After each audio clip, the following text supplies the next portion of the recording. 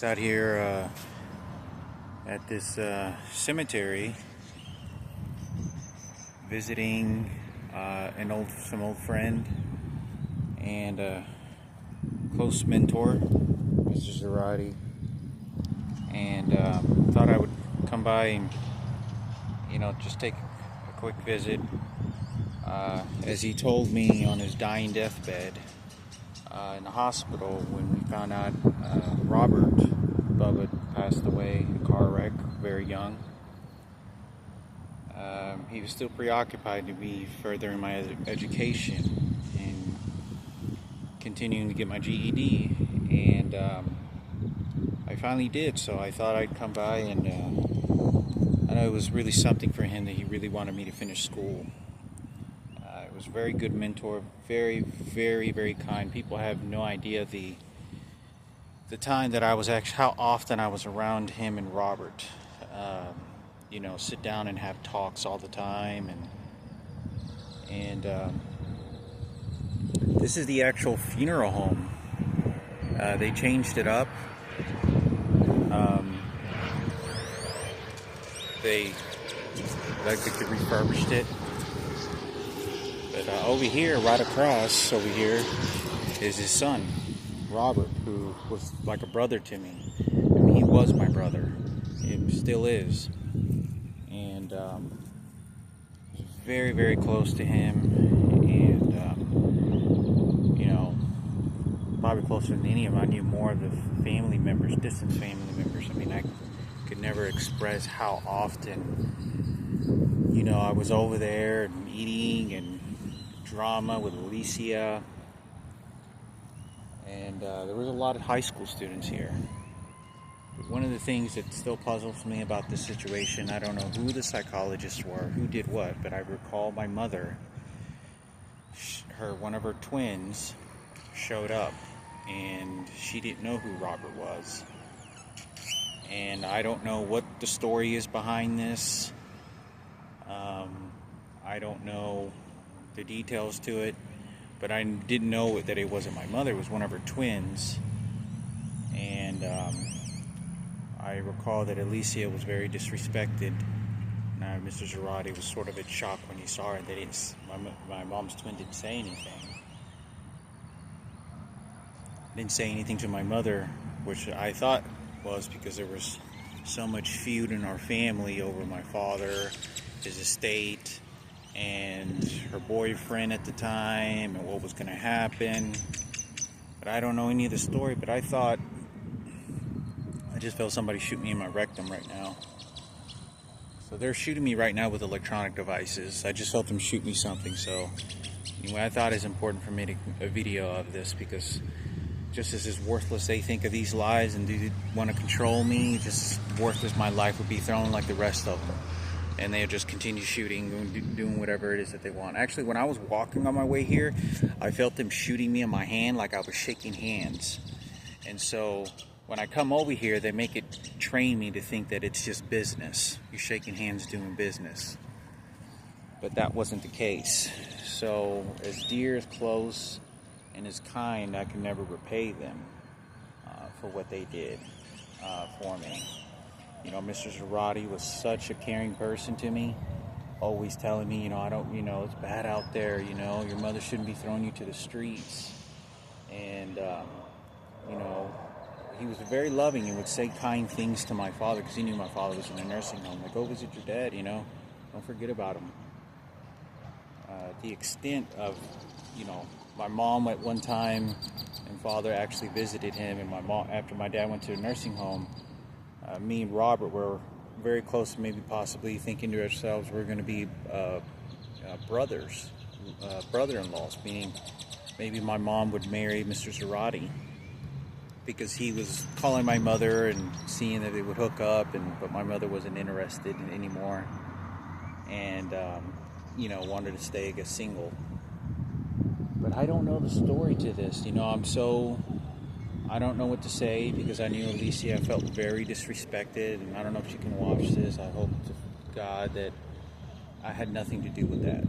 Absolutely nothing. And, I didn't talk to my mother's twin. I didn't even know there were triplets. My mother's triplet. I didn't know any of but I don't know the story to it. I'm sure there's a psychological explanation for it.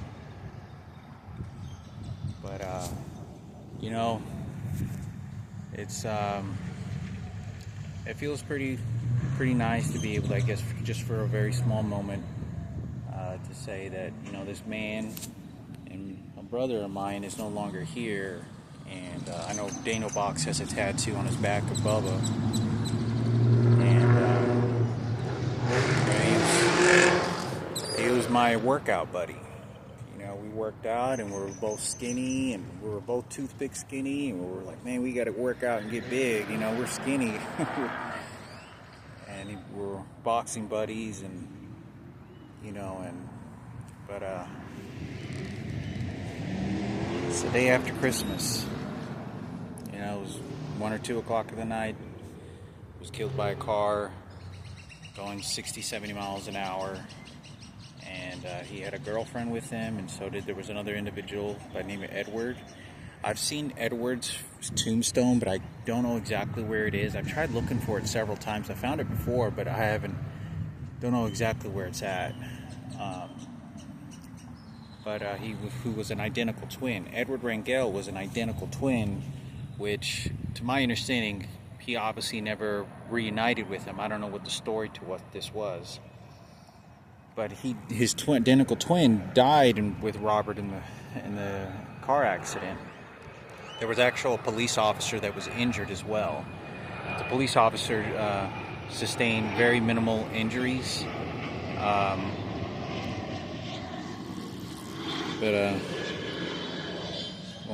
one of my Latin buddies, right? And over here is Mr. Girardi, and this is his wife, who he used to talk to me about quite often. So did Robert. A lot of the shared emotions, you know, being around Robert and how much he missed his mother, and you know, when he was Mr. Girardi was in the hospital and Robert had just passed away. We had to go to the hospital, and it was me and a couple of close friends were granted access to go into the hospital room by his family. Alicia, his new wife at the time, I don't know if they officially married or not, Mary, and I think one other relative, to talk to Mr. Girardi. And one of the things he told me when I was in his hospital dying room and finding out his, you know, this whole situation, how bad it was, he said he was able to muster up this sort of effort to say, you know, you can get your GED, Hector. And that's what he told me. And he really wanted me to finish school just like my father did. But you know, for someone who I'm not related to, he was unbelievably kind to me. He was such a great guy. You know, I used to drive his truck, let me drive his truck and, you know, make errands and stuff with Robert. But anyway, I thought I'd make a video of this, Mr. Girardi, and, you know, I hope to dear God that Alicia and the family is doing great and doing really well. But I thought I would come by, you know, for a man that cared enough about my education and life. He used to go to church all the time, and I used to go to church dozens of times out in Oak Cliff. And go out there and, you know, go to church, get something to eat, and then, sorry, I just felt somebody shoot me in my left heel again.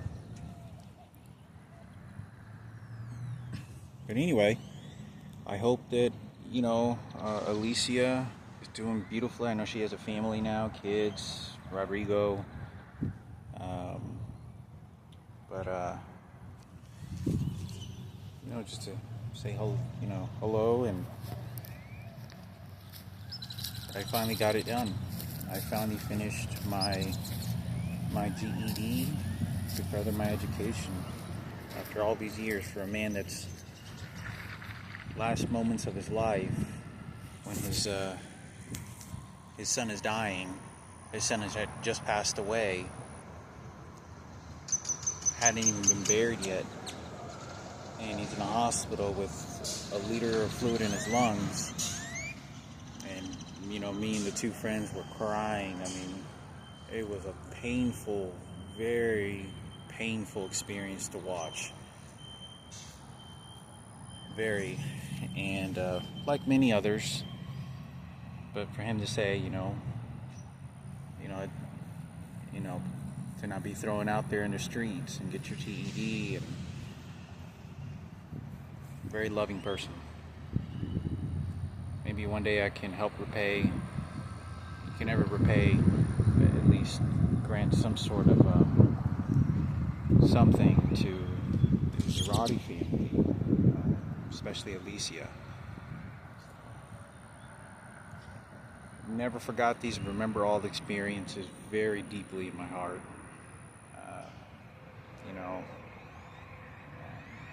It all passed by so fast.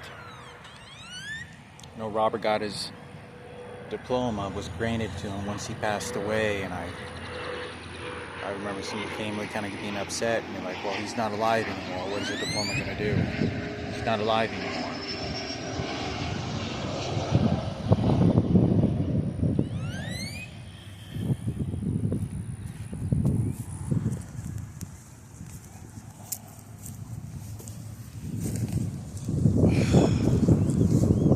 I don't know the story to this, because I was one of the pallbearers, the person that carries the casket, and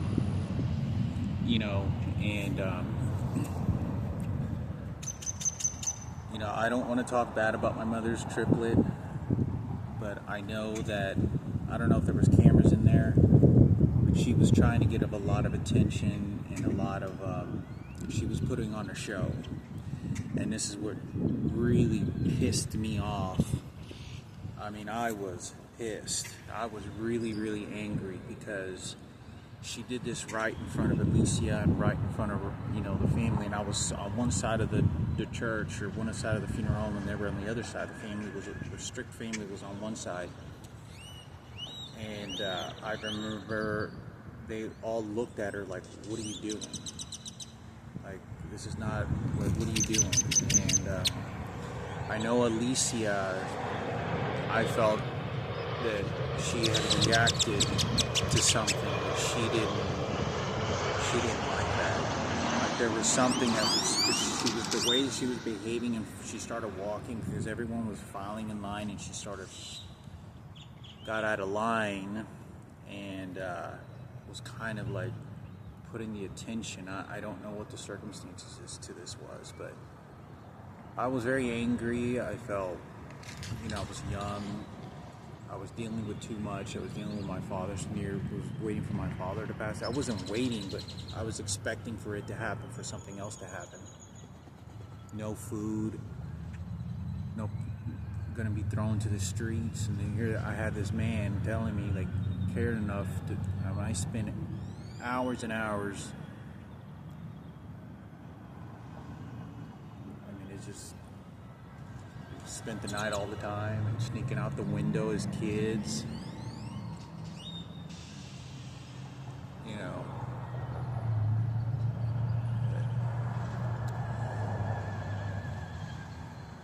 I was so agitated because for anyone to think that they could represent Robert or Mr. Zarate that had never met him, or think that they met him once and all of a sudden they take ownership of it. I very much feel that Robert was my brother. Very much so. I mean, we chased girls together. He cried, got into fights, went to school, being young teenagers, just getting into trouble, trying to live life on the edge. And still think about him all the time. Not all the time, but I still think about him, you know. Edward is supposed to be buried somewhere. I know that I found it. It's like I've seen it before. I know it's within 100 to 200, I'd say, I don't know, maybe 300 to 400 feet from this area. But I've tried looking for it before and I couldn't find it again. But Edward Rangel, who passed away in that car wreck, like I said earlier, was an identical twin. I was in New York getting off the Greyhound bus. I was waiting in line like everybody else, and I saw his identical twin, and I never knew it. The story behind that is so wild to me. It's so wild because I had brought it up to him, and he thought, and I never knew. None of his other friends, Marco or none of the friends, ever told me he was an identical twin. I just brought it up. I said, maybe you're an identical twin. It was weird. It was so, like, it was such a phenomenon, something like that, because I was explaining to him, you know, I was like, I saw this TV show, Long Lost Twins. My dad's an identical twin, I think. I don't know. And all these but my mom's triplets, Julian's twins, Marco's twins. But one of the things that irritated me is they also had an individual here that was with Selena's daughter, who also was named Selena, who brought a guy here who looked a lot like Kenneth and behaved like Kenneth, the one at the radio station. So I don't know if there was any celebrity. It was very suspicious, but I know that there was a lot of sort of stuff that I didn't know what was going on. It's one of the, you know, frustrations I know that life has on. There's so, I mean, look at all these people. I mean, these are all deceased. All of them. I mean, this one just got buried. And there's this one over here, and then there's another one over here.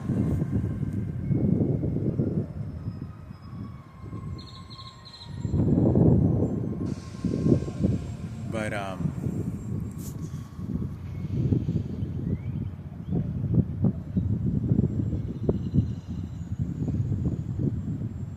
you know, it took me a long time to get this GED.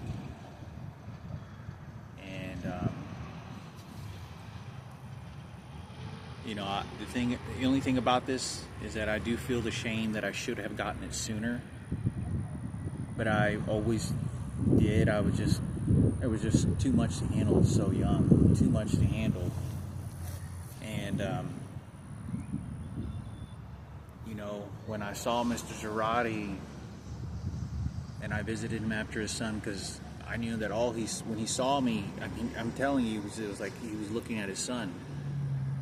You know, he could see the imprintations of Robert Girardi, and I was doing everything I possibly could, just all behavior to just whatever I could do that would be better. And the last time I heard, when I left his house, he said, okay. He was like, he didn't say okay, he just said, okay, bye. Like the last efforts that he could of life to say, okay, and bye. And he was like, he was just like, he was dying. And we were just sitting on the couch watching TV. And it was so real. It was so real when I got in my car. Because at that time I had no car. I mean, I had a car, but the car I could outrun in a 50-yard dash. This car, like, if you got like the car from like the Jim Carrey movie with the mask, you ever seen that car? That's what I drove. I mean, if not, it was worse than that car. And it was like a beat up Porsche, you know, had the, you know, just made out of steel. Back then, some of the car, it was still made out of metal, like steel, which they don't, it was a Plymouth Laser. And when I was driving his car there, I remember I had no gas, and I was just thinking, God, I know that this is the right thing for me to do. This man who was around when no one else was able to feed me a good plate of Mexican food. Come on, Hector, come on, let's go get a plate to eat. Yeah, go get you some more, Hector. You know what Robert would always say, Bubba, I always called him Robert. I never called him really ever Bubba, but I called him Robert. I called him Bubba just a couple of times. I always called him Robert. And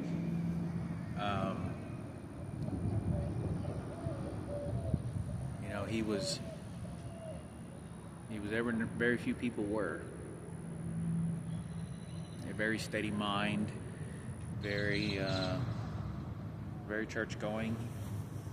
He always had to go to church. He was a very hard working class citizen. He told me this story when he got his GED and how he dropped out and went back to school. He told me he had been working for a company for 40 years. For 40 years or something like that, maybe even more. He worked at one company. He woke up every morning, got to work on time, finished the day, came home from work. And I used to be a kid waiting there in Robert, waiting for his dad to come home all the time. And his dad would come home and bring his cheeseburgers. Back in the day, they had cheeseburgers like in the hood that were like in sandwich bags. The sandwich paper bags. And you got like a bag of Cheetos or a bag of like Doritos and a Coke and some fries. Or not even fries. I don't think we even got fries. There's a bag of Cheetos but you can see the grease through the paper bag back in the day. This is the hood, right? The ghettos. But I was driving home and I got here. I felt very alone to deal with this because there wasn't anybody. There was no one I could. The family was all dealing with it their own way, and I was like thinking, am I going to eat in a trash can? Is this me go to a trash can and start eating there, living underneath the bridge, and I'm bearing both, a mentor and my brother. I'm burying my brother, and it was very hard to deal with that all combined. And I had no idea that was such a hard way, because I had noodles waiting for me. I had $20 in my pocket. I had just lost my job, and I think I don't know if I had just been told or I was already had moved in back to the house yet, or I even found out, but I was still living, I want to say, at the apartment, and I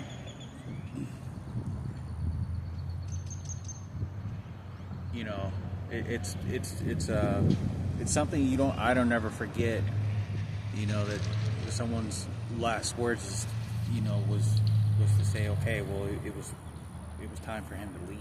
It was time for him to it was time for him to leave the world. And I did everything I could, like, I didn't cry, keep my composure, try to keep things moving forward a little bit, just watch the TV and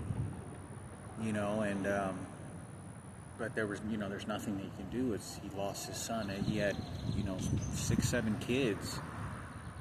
I think he had 6 sisters and 7 kids total, and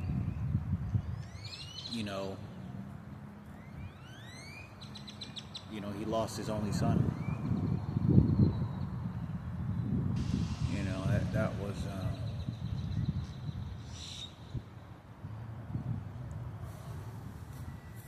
part of life. Could have been me. And for all eternity, for all that there is, it all ended. All of it.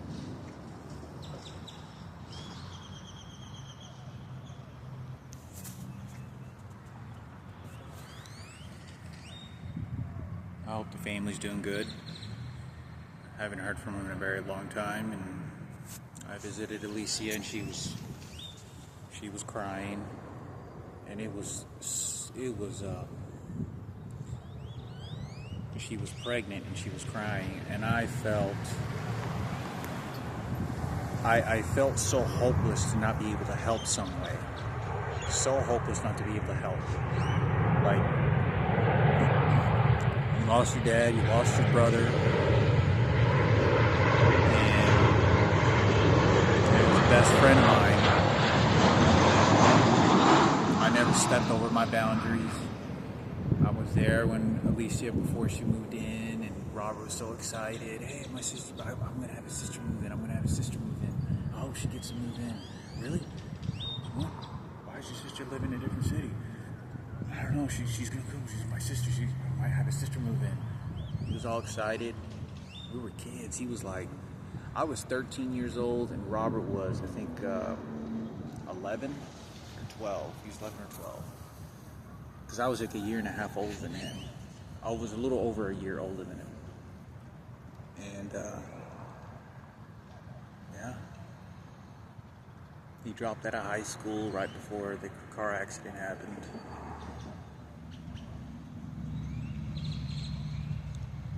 Anyway, I thought I'd make a video on this. I don't know what the story was to this. Like, you know, this is one of the reasons that fueled how there could be so much distrust and so much, I don't know who else is going to take advantage of this situation, because when you walk by a child's coffin and you put on a show like that, now she didn't laugh, because Sarah Cooper, when I buried my father, just within a year after that, was it 6 months? It was 19. Within 6 months I buried my father. It was something, no, 6 to 8, man. It was about, anywhere about 8 months. About 8 months after that, I buried my father. And Sarah Cooper was laughing out loud in front of everybody. And looking at me, Frankie and Julian. And even though that happened, and Kenneth took charge and stepped in front of the casket and was wanting to take charge of my father or whatever, I never said anything bad. I didn't hold a grudge, but I knew it was disrespectful, that I did know. And it was the worst way to scum an old man to what all I had done. Going to a nursing home for 7 years, watching people die and get sick and cry, nobody come. I mean, it was just so disrespectful. But when this happened, and I saw my mother, which I thought was my mother, it was like, there's no way, this is not safe. If you're willing to do this and disrespect to Mr. Zarate and Alicia and that family, and you're trying to put it on a show, and there's a lot of people there, and this is a kid. This is a 17-year-old kid who's just now being killed in a car wreck. You know, and Mr. Zarate, I remember looking over at him, and he was just kind of like, he goes like he was in shock. And my mother, my mother told me this, but it wasn't my mother, because she looked different. It was one of her twins, one of her triplets. But I don't know who the psychologists were. There had to have been some psychologist involved in this, you know. I remember some guy telling me, one of his uncles, I don't remember his name, he went to the Penthouse with us many years ago when you know, we ended up getting some strippers and having a stripper. Robert Zarate got us. I know, we're not all perfect. But for his birthday, 17th birthday, he got a beautiful, hot, hot looking, especially one of them, a brunette, who was a stripper, went to a Penthouse. And it was like a high-level Penthouse, and a bunch of friends showed up, and I remember us there, and there was a guy, he showed up there, and it was one of his uncles, but I spoke to him, and he was in here, and I was on my way out to finish the process of burying him, and he said, and he just looked at me to tell me, and like that, that's how it happens. You're here one day, and then you're gone.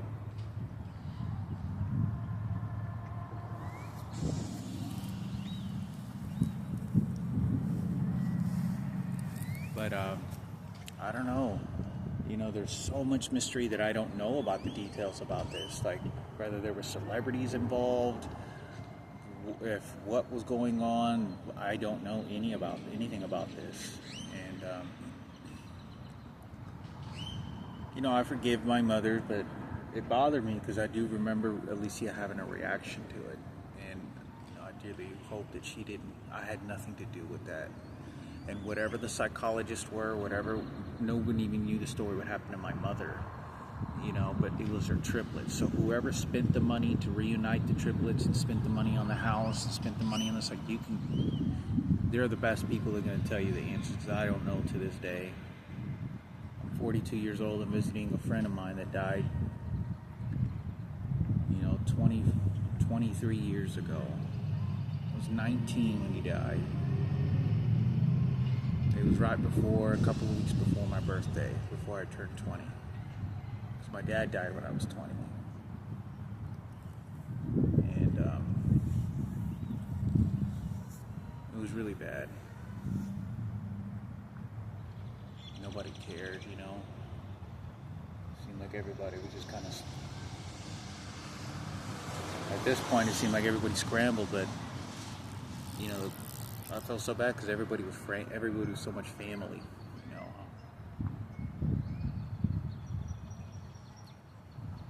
I really wanted to repay them any way that I could. I mean, they were so kind to me. Cooking that great Mexican food, you know, having sort of that great sort of Mexican culture, heritage, and being proud, being Mexican.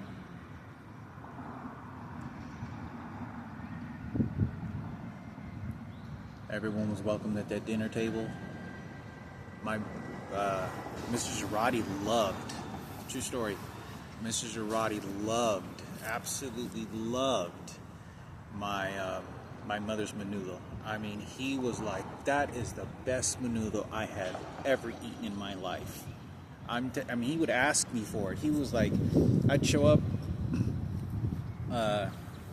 you know, after school on a weekend, and he would be like, he goes, "Is your mom make it?" I goes, "God, that menudo was good. I've never had any menudo ever taste like that." I was like, "What does your mom do to this menudo?" And, you know, I told Robert Girardi about my mother being ran over by a forklift. And that I remember being in his room talking to Robert and saying, "Hey, you know, my mom's boyfriend's kid got killed in a car wreck." I remember talking to Robert in his room, and I said, "Hey, my mother's stepson was killed by the 18-wheeler. He was ran over and he died." You know, it's weird because I talk about death a lot, quite more than any other friend, with Robert. You know, because his mother had passed away, and he told me how much he missed her, and I remember him, you know, he dearly missed his mother. There was like an internal part of him that was like really wanting a mother, and he didn't have a mother. For him to find out that I had a mother, and not only just a mother, not just a mother was a blessing, but which my mother was very very kind to him and very smiling. It was a very good experience with my biological mother, not her triplets. But I do remember that if, you know, he would be just, you know, blown away if he found out my mother was triplets. Well, if I had one mother, no, I got two more mothers, and he didn't even have a mother. You know, he told me his mother died when he was 7 years old, and he showed up, and there was all these people, and he was just a little kid sitting on the front row by himself, you know, and his mother died, and he missed his mother a lot, like the mothering nurture from his mother that a mother gives, and he had that taken away from him as a kid. And I liked him having around because I could see whenever he did visit my mother and see my mother, it gave him a sense of, it's sort of this like Mexican, how, you know, especially when you're young, how a woman can be very motherly, like even to puppies that don't belong to her, and sort of have this motherly vibe to care for him. And Alicia did a beautiful job, you know, but thought I'd make a video. Open the heavens. Mr. Girardi is proud of my GED, and so is Robert. for Mr. Zarate to be saying that on his deathbed. You know, for me to be a part of that, especially because, you know, nobody has to allow you to be part of witnessing that. You know, because sometimes family wants to stay private, but you know, to keep things, you know, more to themselves. You know, not in a selfish way. It's just, you know, but you know, the last efforts of his life was to further education. And he was telling me, it's bad out there, Hector. It's bad out there. There's so many bad people out there that don't care.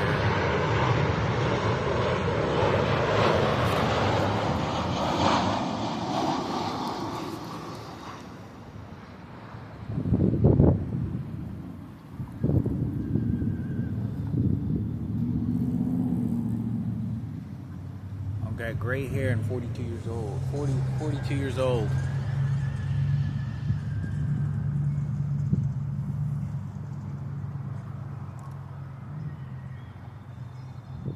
He was a big church-going person. He used to always sit in the back of the church all by himself.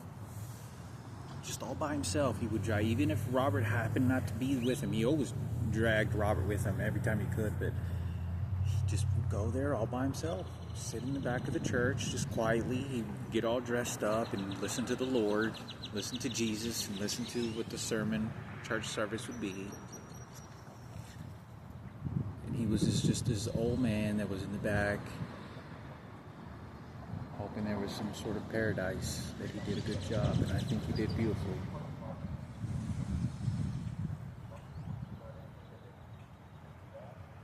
There wasn't too many people in his life. Sometimes you don't have mentors, and sometimes we're just astray. He was a very great mentor.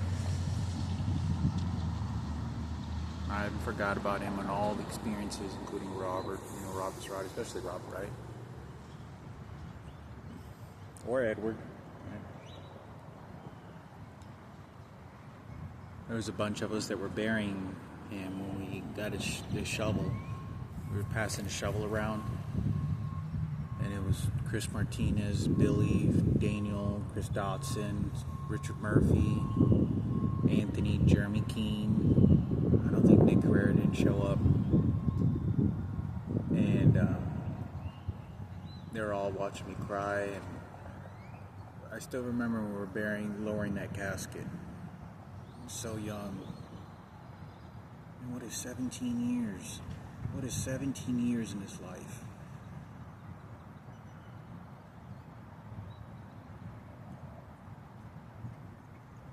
He was my boxing and workout buddy. Because I was always trying to find somebody, and we're both skinny, so I had something very deep to relate to. We're both skinny, trying to build, and had the efforts to. He eventually grew bigger than me. He was much more larger. He had a 6 foot, 6'2", 6'3" frame. Goofiest person you'll ever meet in your life. Goofy. It was so weird because I remember him looking at my mother. He could make any girl feel like, like an old lady, feel ignited with like the presence of him. It was nobody. I'm telling you, nobody had it like him with women. He could make them feel so special. It was not just the words and things he would say, like his vibe, his energy, he loved messing around with women. He used to love coming over here too. Over here they used to have I think it was right across the street over here. Yeah, it was right across the street. Yeah, it was. They used to have a beer run through. We used to come here, and he used to, let's go pick up a 12 pack.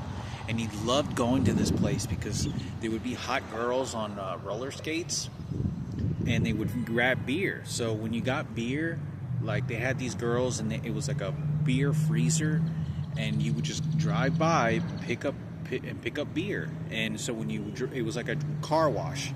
You drive your car through the car wash. The hot girls show up to the car, and then you tell them what kind of beer they want. They pick up the beer. They open the fridges on the sides of the car wash, get the beer for you. And yeah, and if you want, I think they had like snacks like fries or something like that, but he loved going there. He loved going there all the time. Hey, I want to go. There's some hot girls over there, man. Let's go pick up some beer, man. I like going over there, man. Yeah, man.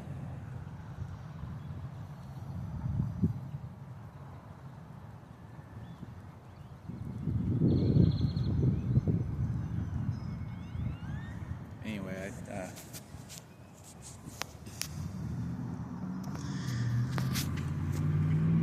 it all goes by fast. At least I hope he got to enjoy it with me and all the experiences, because just as Daniel Bach said, you know, he went out with a bang. But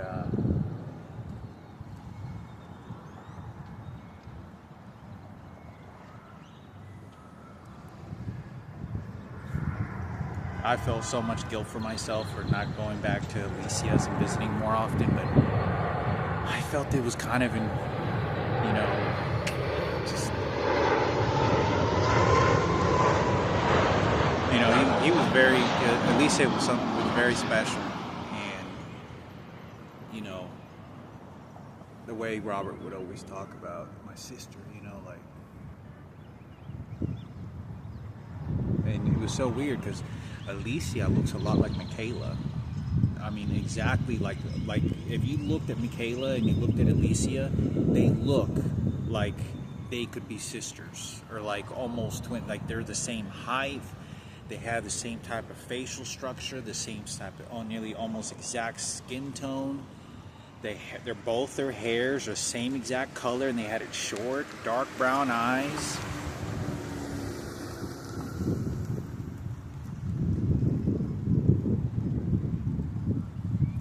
Robert would have been like, hey, this is my sister Michaela, I never knew I had. Oh, she looks like Alicia. There's a common bond when you look like someone, right? Because in the world that we live in, we relate ourselves, you know, like all cultures do. You know, when you see someone you look up to and you're a kid and you're young, 15, 16, 9 years old, 8 years old, you look up to that individual, you know, as they're the same skin color and hair color, and there's a sense of pride in that, and there's a sense of connection that's very different, very different than others.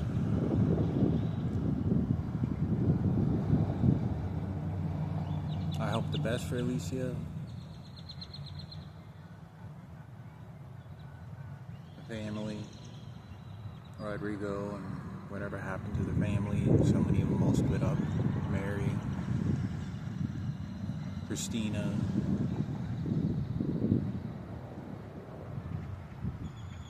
Nobody, I don't think, understood how often I was over there. Like, I was basically just like one of the kids, you know, like I was over there more often than, you know, Mary or Christina I ever saw.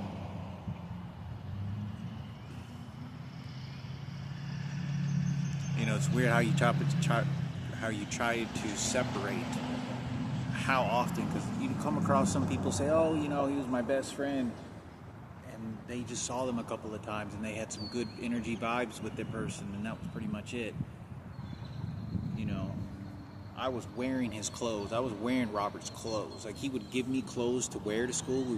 We would change our clothes and switch off clothes, or he had clothes, you know.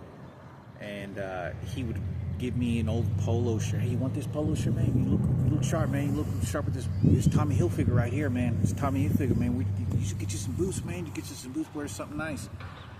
And he would give me like dress shirts, and he always liked dressing real nice. And I would be wearing his clothes at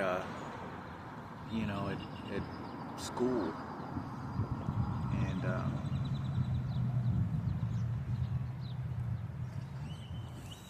anyway, my father's actually buried right over there. So I remember coming down in this limousine, and I was passing by, just 6 months ago. Like, Robert died, and then within 3 months, his dad died, and then within 3 to 4 months, Billy, who I was told was he was my boxing buddy as well, was murdered, and he was kidnapped. I was told he was kidnapped, and he disappeared, and he was murdered. He was the guy that was next to me that was crying really bad when we were burying Robert. He died, and then within 2-3 months, then my dad died. Because Billy died in the summer of July somewhere, and then my dad died, I think it was the last week of August. And I just was burying them, and I was already going to nursing homes. And I had nothing. I could never express how poor. I had nothing. I had no support system. And I remember just thinking of God and, to take care of me and to watch over me. And that I would do something that I knew God would want me to do. And therefore would grant me a passage, for life.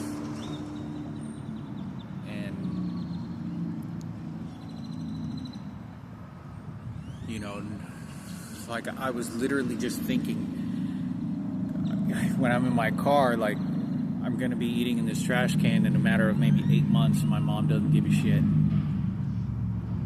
But I'm hoping that the kindness of God is watching, and there'll be something that comes that can help me, because the doors are being shut over there.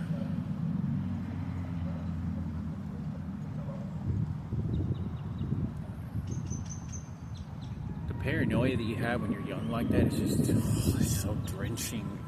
It's not like when you're older, like now, like fuck, like I don't even give a fuck, like shit, I'm old now, digging in a trash can for food maybe, and I don't care anymore.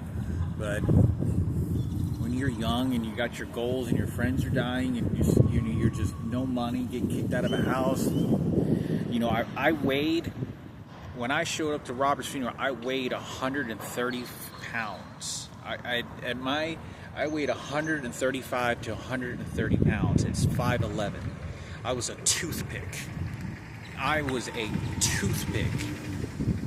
Breaking out on my face. I was like the skinny puppy. You ever seen like a skinny puppy, like a stray skinny puppy, like losing hair and shit, and just like wandering, like just looking that was like me. Skinny puppy.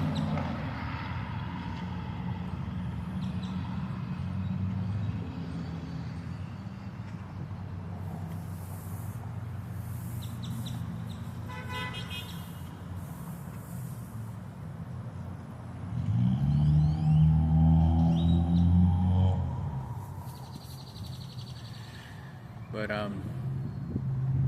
pray to the Lord to bless me with someone that had good mentoring like that. He was, he spent 40 years, his whole life working at a company. That is commitment. That's loyalty. That is a very good, steady, healthy mind. Someone who worked for a company like that for 40 years, paying his payments. He got his car. He let me drive his truck, and when I got my license, and I had seen his dad, I'd be with him when he was like 14, and we're buying something over, oh God, so many experiences. But anyway, this is a lengthy video that I've made, so I don't want to waste anyone else's more time. After all these years, they're beating me still with electronic devices, horrifically. And I've spent more time being beaten with electronic devices than what freedom feels like without the actual natural function of my body.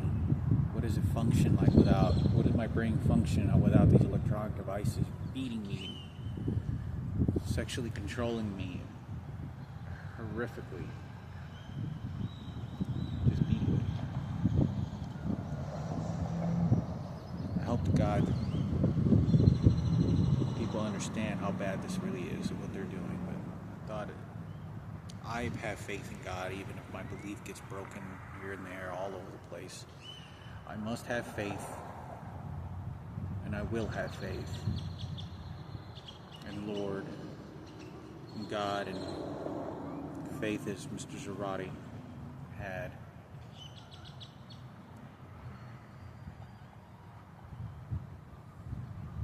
We were crying like puppies. We were just crying. Watching this man in his last moments.